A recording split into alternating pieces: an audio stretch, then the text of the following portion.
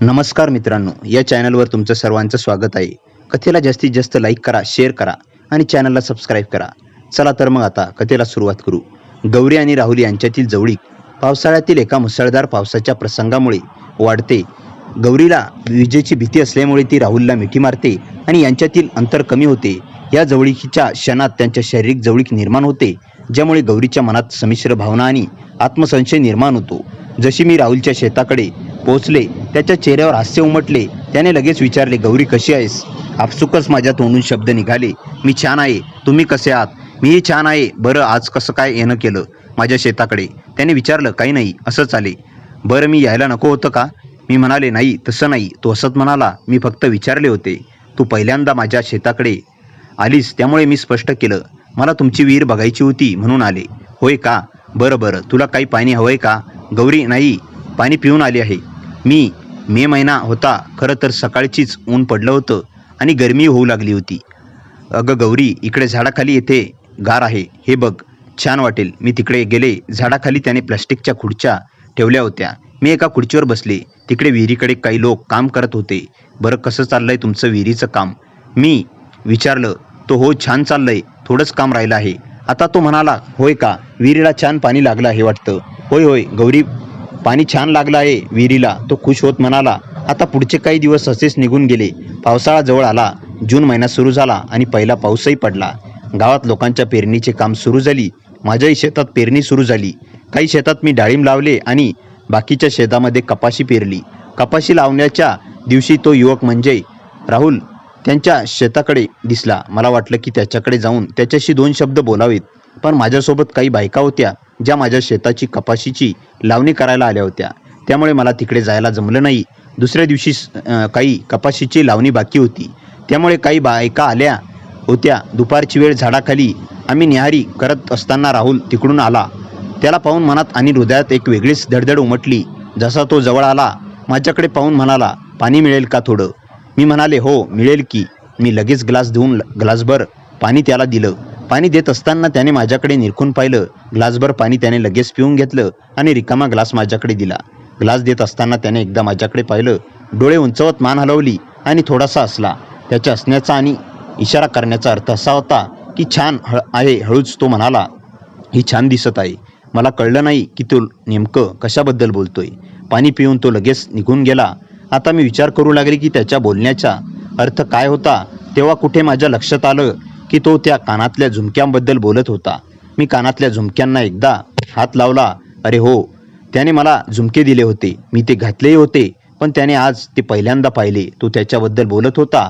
झुमके छान आहेत, छान दिसत आहेत, असे त्याला म्हणायचं होतं. आता मला ते कळालं. त्याने माझ्या सौंदर्याचं असं कौतुक केल्यामुळे मला थोडा आनंदही झाला आणि मनातल्या मनात शरमले देखील. माझ्या आजूबाजूला बायका होत्या. एक बाई माझ्याकडे पाहून म्हणाली, काय गौरी, काय झालं हसायला? अशी एकटीच हसतेस? आम्हालाही सांग की काय आहे.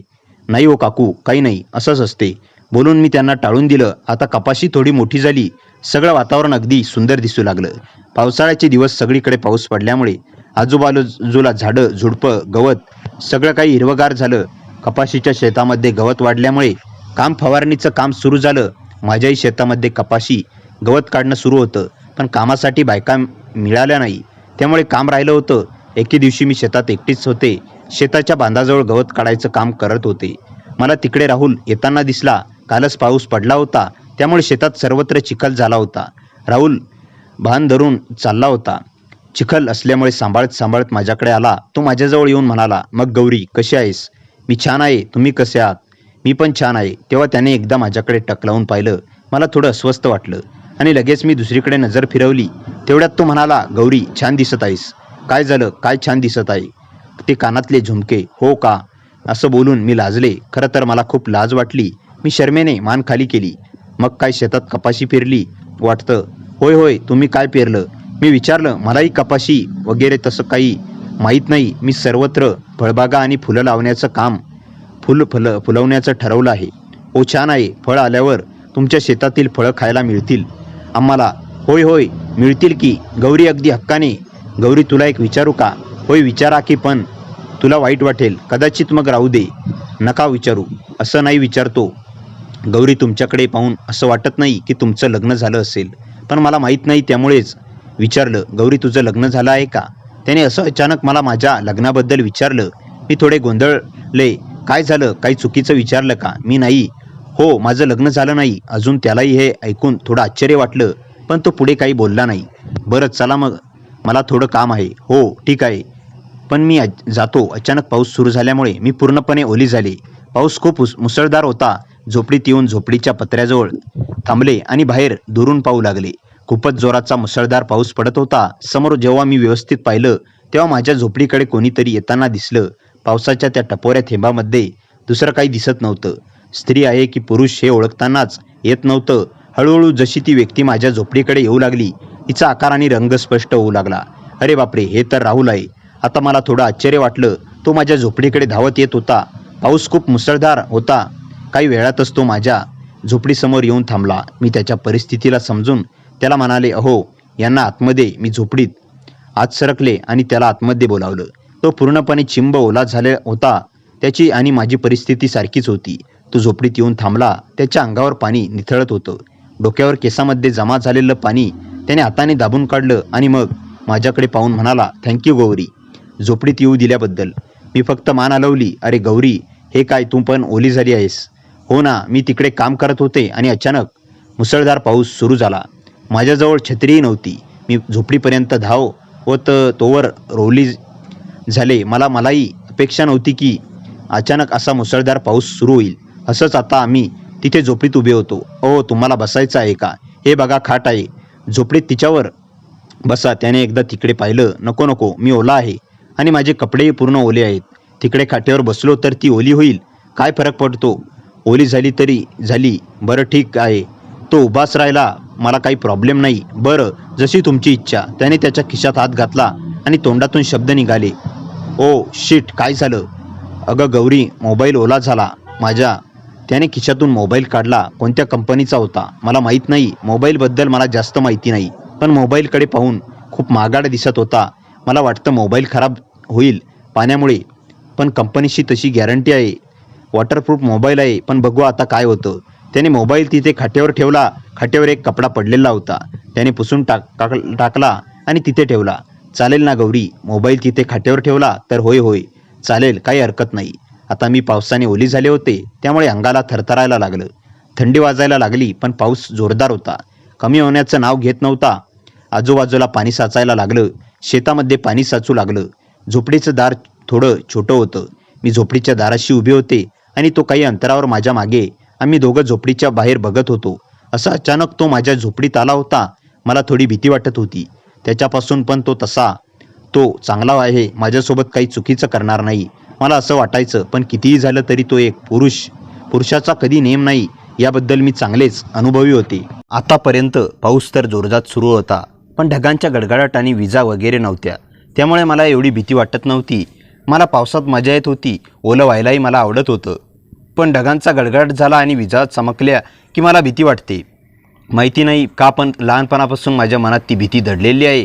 आता नेमकं तसं झालं. पाऊस सुरू असताना अचानक जोराचा विजांचा कडकडाट झाला आणि ढगांचाही गडगडाट झाला.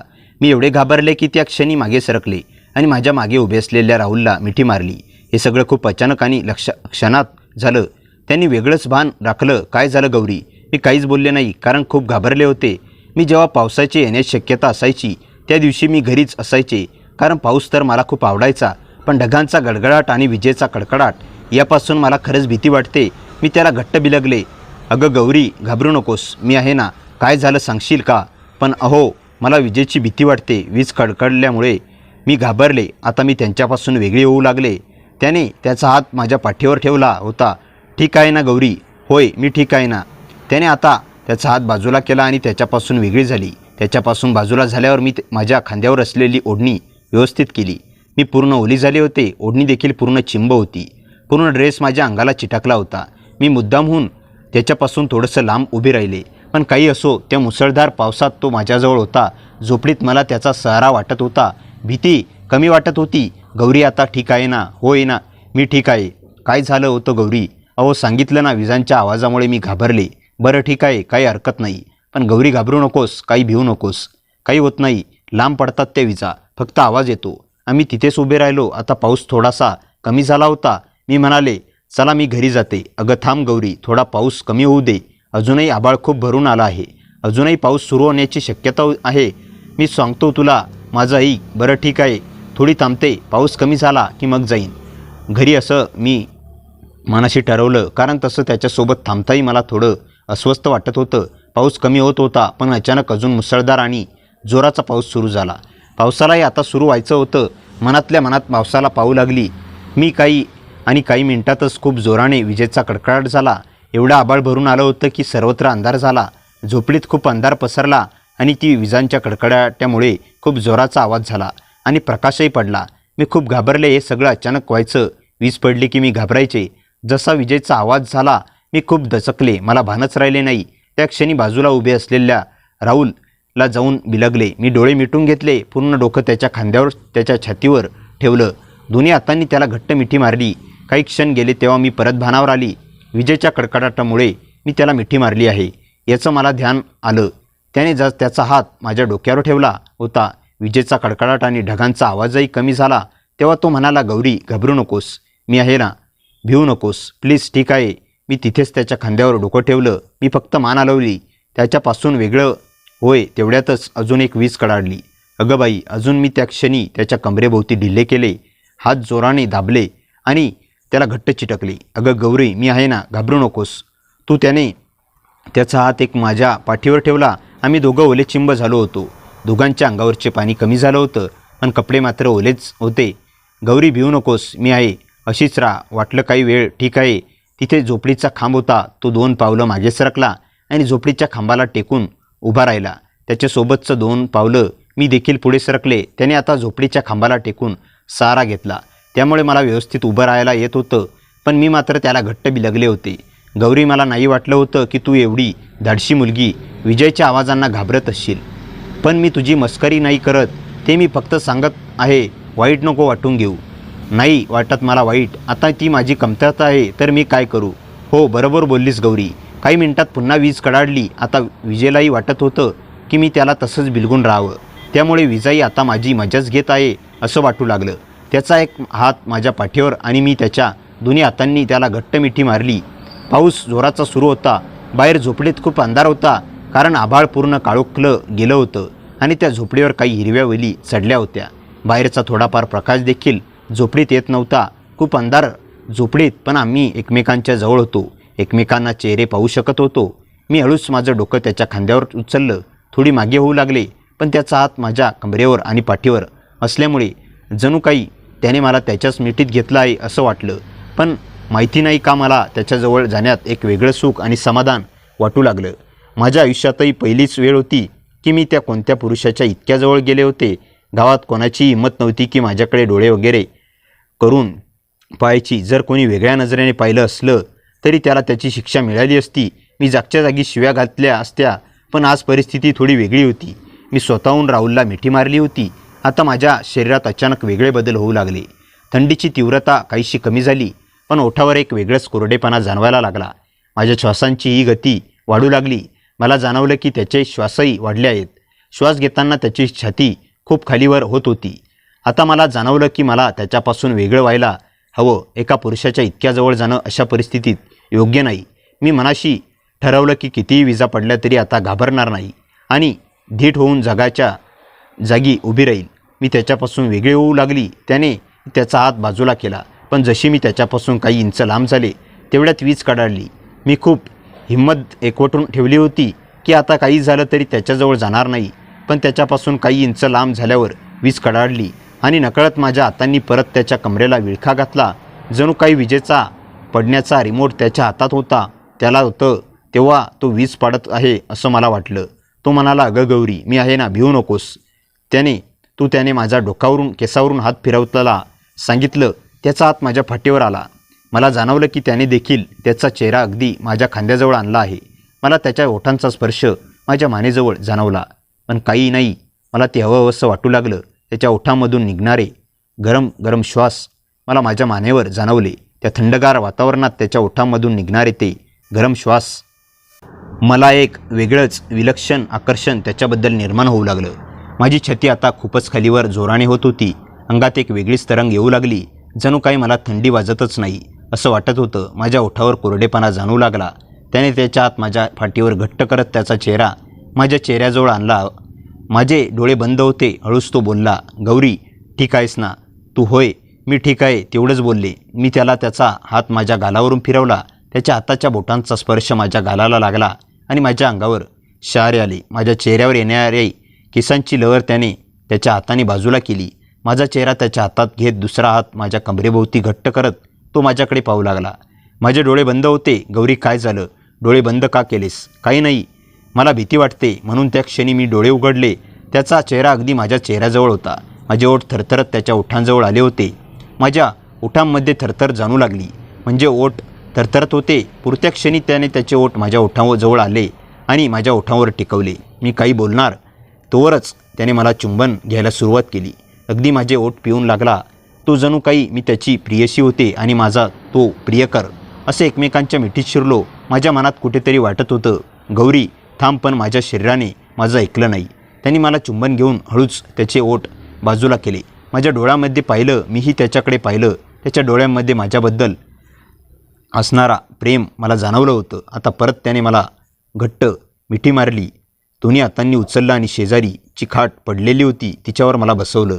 तोही माझ्याजवळ आता आला आणि परत एकदा त्यांनी मला त्याच्या मिठीत विळख्यात घेतलं. आता तो माझ्या मानेवर चुंबनाचा वर्षाव करू लागला. माझ्या शरीराचा पूर्ण ताबा त्याच्या हातात होता आणि त्याचा प्रत्येक श्वास मला हवा असा वाटत होता. माझ्या मनातील सर्व द्विधा भावना अनायशा झाल्या होत्या. फक्त स्वतःला त्याच्या स्वाधीन करायची इच्छा होती आणि तसेच झाले. मी स्वतःला त्याच्या हवाली केलं.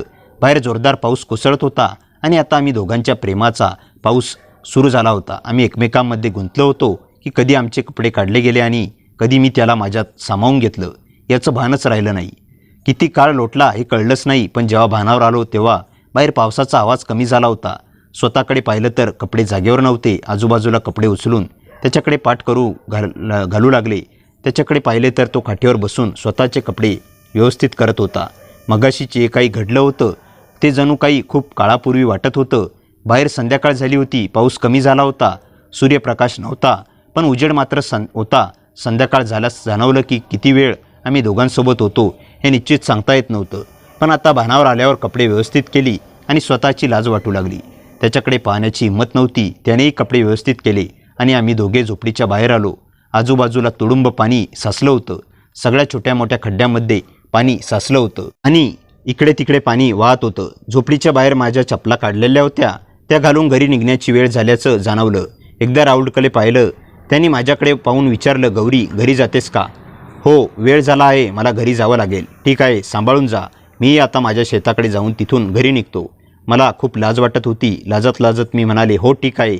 एवढं बोलून मी घरी निघाले. पण घरी आल्यानंतर मला स्वतःबद्दल खूप वाईट वाटत होतं. कधीच मी कोणत्याही पुरुषाला जवळ येऊ दिलं नव्हतं. तशी कुणाची हिंमतही नव्हती. पण आज अचानक मी निसटले. स्वतःवर नियंत्रण ठेवू शकले नाही. तसं त्याने माझ्यावर काही बळजबरी केली नव्हती. जे काही झालं ते परिस्थितीमुळे घडून आलं. पण जर मी स्वतःवर ताबा ठेवला असता, तर स्वतःला नियंत्रणात ठेवलं असतं तर हे सर्व काही घडण्यापासून थांबू शकले असते. घरी पोहोचेपर्यंत माझ्या मनात एकच विचार सुरू होता. पावसाचे थेंब अंगावरून सुकले होते पण मनात उठलेलं वादळ काही शांत होत नव्हतं. घरात शिरताच आईने विचारलं, गौरी एवढा उशीर का झाला ग? मी स्वतःला सावरत उत्तर दिलं, पाऊस खूप होता म्हणून शेतातच थांबावं लागलं. आईने पुढे काही विचारलं नाही. पण माझ्या चेहऱ्यावरचा बदल तिच्या नजरेतून सुटला नव्हता. त्या रात्री मला डोळ्याला डोळा लागला नाही. वारंवार झोपडीतील तो प्रसंग माझ्या डोळ्यासमोर येत होता. स्वतःवरही रागही येत होता आणि राहुलबद्दल मनात एक वेगळीच ओढही निर्माण झाली होती. हे प्रेम होतं की क्षणिक भावना याचं उत्तर मला सापडत नव्हतं. दुसऱ्या दिवशी सकाळी नेहमीप्रमाणे मी शेतात गेले. कामात मन रमवण्याचा प्रयत्न करत होते. पण प्रत्येक क्षणी राहुलची आठवण येत होती. दूरवर त्याच्या शेताकडे नजर गेली की नकळत हृदयाची धडधड वाढायची. दुपारच्या सुमारास राहुल माझ्या शेताच्या बांधावर येऊन उभा राहिला. काही क्षण आम्ही दोघे एकमेकांकडे न बोलता पाहत राहिलो. शेवटी तो हळू आवाजात म्हणाला, गौरी काल जे घडलं त्याबद्दल तुला काही वाईट वाटत असेल तर मला माफ कर. मला तुझा दुखावण्याचा किंवा तुझा गैरफायदा घेण्याचा कधीच हेतू नव्हता. त्याचे शब्द ऐकून मी काही क्षण शांत राहिले. मग म्हणाले, जे झालं ते अचानक घडलं. त्या क्षणी परिस्थिती वेगळी होती. पण आता आपण शांतपणे विचार केला पाहिजे. राहुलने मान हलवली. मी तुझा आदर करतो गौरी. तुझी इच्छा नसेल तर मी पुन्हा कधीही त्या विषयावर बोलणार नाही. पण माझ्या मनात तुझ्याबद्दल प्रामाणिक भावना आहेत. त्याच्या डोळ्यातील प्रामाणिकपणा मला जाणवत होता. तरीही मी लगेच कोणतंही उत्तर दिलं नाही. मी फक्त एवढेच म्हणाले, मला थोडा वेळ हवा आहे. माझ्या मनाशी मला स्वतःलाच बोलायचं आहे. जितका वेळ हवा असेल तितका घे. राहुल शांतपणे म्हणाला, मी तुझ्या निर्णयाचा आदर करेन. तो तिथून निघून गेला. पण त्याच्या शब्दांनी माझ्या मनावरील ओझं थोडंसं हलकं झालं. आता माझ्यासमोर एकच प्रश्न होता. ही भावना खरंच प्रेमाची होती की एका वादळी पावसाने निर्माण केलेली क्षणिक जवळीक? त्या प्रश्नाचं उत्तर शोधण्याचा निर्धार करून मी पुन्हा शेतातील कामाला लागले. पुढे काय होणार हे काळच ठरवणार होता. दुसऱ्या दिवशी सकाळी पावसाने थोडी विश्रांती घेतली होती. आकाशात काळे ढग अजूनही रेंगाळत होते. गौरी अंगणात उभी राहून दूरवरच्या डोंगराकडे पाहत होती. पण तिच्या नजरा प्रत्यक्षात राहुलच्या शेताचा शोध घेत होत्या. मनाला कितीही समजावलं तरी त्याची आठवण सतत तिच्या विचारांमध्ये येत होती. त्या दिवशी संध्याकाळी तो नेहमीप्रमाणे शेतावर गेली. हवा विलक्षण शांत होती. पक्ष्यांचाही आवाज जणू कुठेतरी हरवला होता. अचानक बांधावरून चालताना तिच्या नजरेस एक छोटंसं कापडी गाठोडं पडलं. तिने ते उघडलं. आत एक छोटासा चांदीचा पैजण आणि एक चिठ्ठी होती. चिठ्ठीवर फक्त एवढंच लिहिलं होतं, काही भेटी योगायोग नसतात. उद्या सूर्य मावळताना जुन्या वडाच्या झाडाजवळ ये. जर तुझ्या मनात अजूनही प्रश्न असतील तर त्याच्या उत्तराची सुरुवात तिथून होईल. गौरीचं हृदय धडधडू लागलं. हे राहुलने लिहिलं असेल का की दुसरं कोणीतरी? त्या अक्षरांची ओळख तिला पटत नव्हती. रात्रभर तिच्या डोळ्याला झोप लागली नाही. एकीकडे भीती होती तर दुसरीकडे एक अनामिक ओढ तिला त्या ठिकाणी जाण्यास भाग पाडत होती. दुसऱ्या दिवशी सूर्यास्ताची वेळ झाली. आकाश केशरी आणि जांभळ्या रंगांनी न्हावून निघालं होतं. गौरी हळूहळू त्या जुन्या वडाच्या झाडाजवळ पोचली. तिथे आधीच राहुल उभा होता. त्याच्या चेहऱ्यावर नेहमीचं हसू नव्हतं. आज तो गंभीर दिसत होता. तू आलीस? तो हळूहळू आवाजात म्हणाला. चिठ्ठी तू लिहिली होतीस? गौरीने विचारलं. राहुल काही क्षण शांत राहिला. मग म्हणाला, नाही. गौरीच्या अंगावर काटा आला. मग ती चिठ्ठी कोणी लिहिली? राहुलने आजूबाजूला नजर फिरवली आणि मंद स्वरात म्हणाला, हेच तर मला तुला सांगायचं आहे. गेल्या काही दिवसापासून आपल्या दोघांवर कोणाची तरी नजर आहे. काल माझ्या शेतातही अशीच एक चिठ्ठी सापडली होती. गौरीचा श्वास अडकला. तेवढ्यात वडाच्या झाडामागून पानांची सळसळ झाली. दोघांनी एकाच वेळी तिकडे पाहिलं. क्षणभर एका सावलीसारखी आकृती दिसली आणि पुढच्या क्षणी तो काळोख्यात अदृश्य झाली. गौरी नकळत राहुलच्या जवळ सरकली. भीतीमुळे तिचा हात त्याच्या हातात आला. राहुलने तिच्या हातावर हलकासा विश्वासाचा स्पर्श ठेवत शांतपणे म्हटलं, घाबरू नकोस. यावेळी आपण सत्य शोधल्याशिवाय मागे फिरणार नाही. ते संध्याकाळी त्यांच्या नात्यातील विश्वास अधिक गडद झाला. पण यावेळी त्यांच्या आयुष्यात एका नव्या रहस्याची सुरुवातही झाली. गौरी आणि राहुल काही क्षण तिथे स्तब्ध उभे राहिले. वडाच्या झाडामागे दिसलेली ती सावली नक्की कोणाची होती याचा दोघेही अंदाज बांधत होते. आजूबाजूला पुन्हा एकदा शांतता पसरली. फक्त वाऱ्याने हलणाऱ्या पानांचा मंद आवाज ऐकू येत होता. चल जरा मागे जाऊन पाहूया, राहुल शांतपणे म्हणाला. गौरीने हलकेच मान डोलावली. तिच्या मनात भीती होती, पण राहुल तिच्यासोबत असल्यामुळे ती धीर करून पुढे चालू लागली. दोघेही वडाच्या झाडामागे गेले. तिथे कोणीच नव्हतं. मात्र जमिनीवर ताज्या पावलांचे ठसे दिसत होते. ते ठसे ओल्या मातीमधून शेताच्या दिशेने जात होते. कोणीतरी आपल्याला पाहत होतं, राहुल हळू आवाजात म्हणाला. गौरीने त्याच्याकडे पाहिलं, पण का? राहुल काही बोलला नाही. त्याने ठशाकडे पाहिलं आणि मग म्हणाला, उत्तर मिळेल पण घाई करून नाही. तेवढ्यात राहुलच्या नजरेस वडाच्या खोडात अडकलेला एक छोटासा कागद दिसला. त्याने तो अलगद काढला. त्यावर पुन्हा एकच ओळ लिहिलेली होती, भूतकाळ लपवून वर्तमान जगता येत नाही. दोघेही एकमेकांकडे पाहू लागले. याचा अर्थ काय असू शकतो? गौरीने विचारलं. मला माहीत नाही, राहुल म्हणाला. पण हे सर्व योगायोग नाहीत. अंधार वाढत चालला होता. गावाकडे जाणाऱ्या वाटेवर दोघेही एकत्र निघाले. काही अंतर शांततेत गेलं. शेवटी राहुल थांबला. गौरी, तुझ्या मनात अजूनही माझ्याबद्दल राग आहे का? गौरी काही क्षण गप्प राहिली. मग हलकंसं असत म्हणाली, राग असता तर मी आज इथे आलेच नसते. राहुलच्या चेहऱ्यावर हलकंसं समाधान उमटलं. पण एक गोष्ट लक्षात ठेव. गौरी पुढे आली आणि म्हणाली, विश्वास निर्माण व्हायला वेळ लागतो. तो टिकवण्यासाठी त्याहून जास्त मी वाट पाहीन. राहुल शांतपणे म्हणाला, कारण तुझा विश्वास माझ्यासाठी खूप महत्त्वाचा आहे. त्या शब्दांनी गौरीच्या मनात एक वेगळी चूक निर्माण झाली. ती नकळत त्याच्या शेजारी चालू लागली. दोघांमध्ये आता शब्द कमी होते, पण विश्वासाची सुरुवात झाली होती. गावाच्या विशीजवळ पोचल्यावर दोघे वेगवेगळ्या वाटेने निघाले. मात्र गौरीला अजूनही असं जाणवत होतं की कोणाच्या तरी नजरा तिचा पाठलाग करत आहेत. त्या रात्री ती खिडकीजवळ उभी होती. अचानक अंगणात कुत्रे जोरात भुंकू लागले. ती खिडकीतून बाहेर पाहिलं. घरासमोरच्या जुन्या चिंचेच्या झाडाजवळ एक काळी आकृती काही क्षण उभी होती. गौरीने नीट पाहण्याचा प्रयत्न केला, पण विजेचा क्षीण लखलखाट होताच ती आकृती अंधारात विरून गेली. गौरीच्या मनात एकच प्रश्न घुमत राहिला, ती सावली नेमकी कोणाची होती आणि तिचा राहुलशी किंवा त्याच्या वाढत्या नात्याशी काय संबंध होता? रहस्य आता आणखी गडद होत चाललं होतं. दुसऱ्या दिवशी सकाळी गावात एक अनपेक्षित बातमी वाऱ्यासारखी पसरली आणि त्या रात्री राहुल शेताजवळ कोणीतरी फिरत असल्याचं 2 गुराख्यांनी पाहिलं होतं. त्या अनोळखी माणसाने काळी शाल डोक्यावर घेतली होती आणि तो वारंवार राहुलच्या विहिरीजवळ जाऊन काहीतरी शोधत होता. ही बातमी ऐकताच गौरीच्या अंगावर काटा आला. काल रात्री तिने पाहिलेली सावली आणि ही घटना याचा काहीही संबंध असावा असं तिच्या मनाला वाटू लागलं. दुपारच्या सुमारास राहुल स्वतः गौरीच्या शेतावर आला. त्याच्या चेहऱ्यावर चिंता स्पष्ट दिसत होती. गौरी, काल रात्री माझ्या विहिरीजवळ कोणीतरी खणण्याचा प्रयत्न केला आहे काय? गौरी आश्चर्याने म्हणाली. हो, आणि सर्वात विचित्र गोष्ट म्हणजे मला तिथे हे सापडलं. राहुलने खिशातून एक जुनी गंजलेली पितळी किल्ली बाहेर काढली. गौरीने ती हातात घेतली. किल्लीवर धुळीखाली एक चिन्ह कोरलेलं होतं. एक वडाचं झाड आणि त्याखाली 2 अक्षरं, वी रा. ही अक्षरं कुणाची असतील? गौरीने विचारलं. राहुल म्हणाला, माझ्या आजोबांनी एकदा सांगितलं होतं की आपल्या गावात अनेक वर्षापूर्वी विराजवाडा नावाची एक जुनी हवेली होती, पण ती आता उद्ध्वस्त झाली आहे. त्यानंतर कोणीही त्या जागेकडे फिरकलं नाही. तेवढ्यात राहुलच्या मोबाईलवर एका अनोळखी क्रमांकावरून संदेश आला. सत्य शोधायचं असेल तर आज मध्यरात्री विराज वाड्यात या, पण दोघेच या, कोणालाही सांगू नका. दोघे एकमेकांकडे पाहत राहिले. हा सापळा असू शकतो, गौरी म्हणाली. असू शकतो, पण आता मागे फिरणंही शक्य नाही. राहुल उत्तरला. त्या रात्री गाव झोपल्यानंतर दोघे शांतपणे विराज वाड्याकडे निघाले. पावसामुळे रस्ता चिखलाने भरला होता. हवेलीचा भग्न दरवाजा अर्धवट उघडा होता. आता पाऊल टाकताच थंड वाऱ्याची झुळूक आली आणि वरच्या मजल्यावरून एखाद्या दरवाजाचा कर्कश आवाज घुमला. अचानक त्यांच्या टॉर्चचा प्रकाश एका मोठ्या भिंतीवर पडला. भिंतीवर अनेक वर्षापूर्वीचं एक मोठं काळं पांढरं छायाचित्र टांगलेलं होतं. गौरी ते पाहताच जागच्या जागी थबकली. त्या छायाचित्रात उभ्या असलेल्या तरुण स्त्रीचा चेहरा अगदी तिच्यासारखाच होता. हे कसं शक्य आहे? तिच्या तोंडून शब्दही फुटेनात. राहुल अजून त्या धक्क्यातून सावरला नव्हता. तेवढ्यात हवेलीच्या अंधाऱ्या जिन्यावरून कोणाच्या तरी टाळ्यांचा आवाज घुमला. शेवटी तुम्ही दोघे आलात. त्या आवाजासोबत एक उंच पांढऱ्या दाढीचा वृद्ध सावकाश अंधारातून पुढे आला. तो हसला आणि म्हणाला, तुमच्या दोघांच्या जन्माआधी सुरू झालेली गोष्ट आज पूर्ण होणार आहे. तो वृद्ध मंद हसत त्याच्या समोर आला. त्याच्या हातात एक जुनी कंदील होती. त्या कंदिलाच्या पिवळसर प्रकाशात त्याचा चेहरा अधिकच गूढ दिसत होता. घाबरू नका, तो शांत स्वरात म्हणाला. मी तुमचा शत्रू नाही. राहुल पुढे सरकत म्हणाला.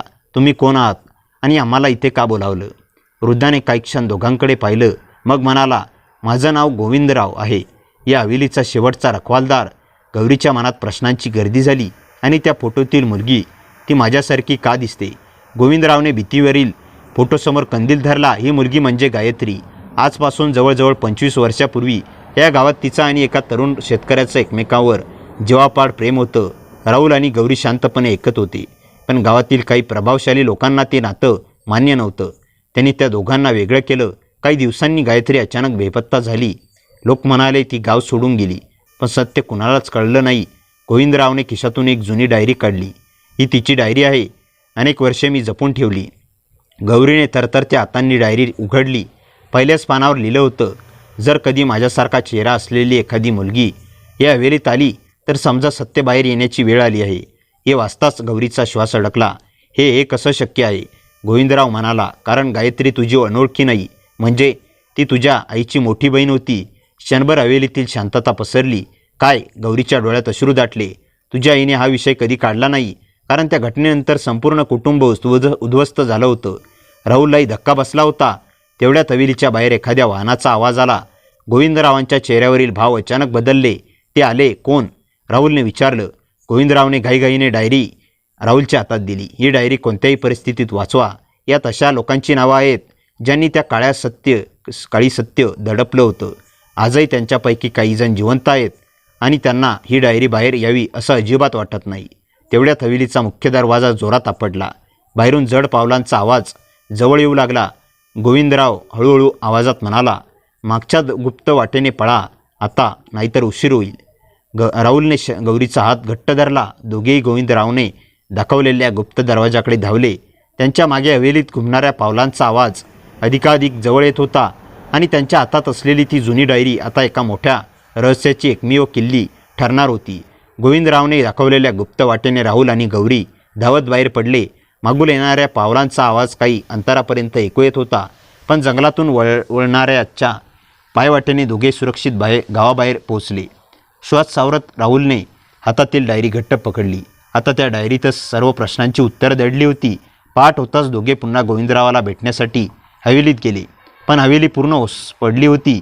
गोविंदराव कुठेच दिसत नव्हता. मात्र ज्या खोलीत ते रात्री बसले होते तिथे टेबलावर एक चिठ्ठी ठेवलेली होती. त्यावर लिहिलं होतं, सत्याला साक्षीदाराची गरज नसते, ते एक दिवस स्वतःसमोर येतच आणि आता पुढचं काम तुमचं आहे. दोघांनी डायरी उघडली. त्यात गायत्रीने तिच्या आयुष्यात घडलेल्या प्रत्येक घटनेची नोंद केली होती.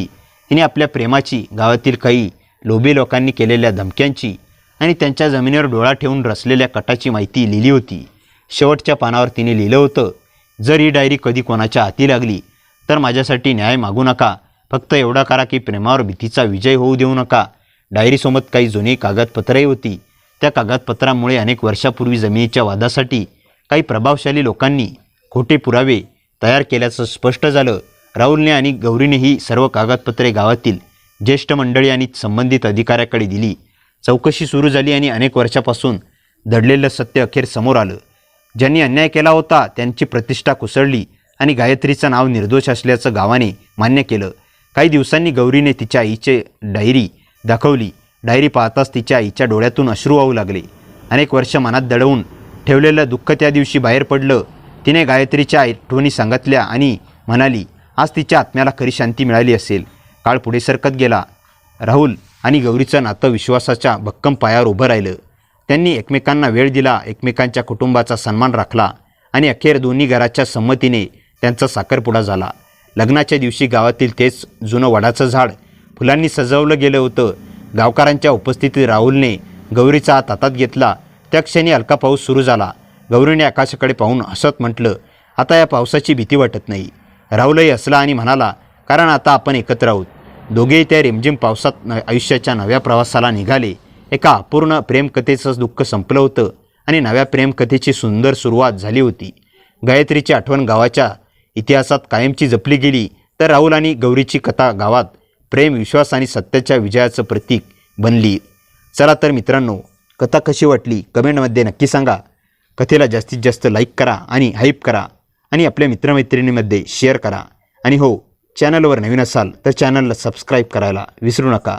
भेटूया पुन्हा अशाच इंटरेस्टिंग आणि धमाकेदार कथेसह. तोपर्यंत हसत राहा, खुश रहा. धन्यवाद.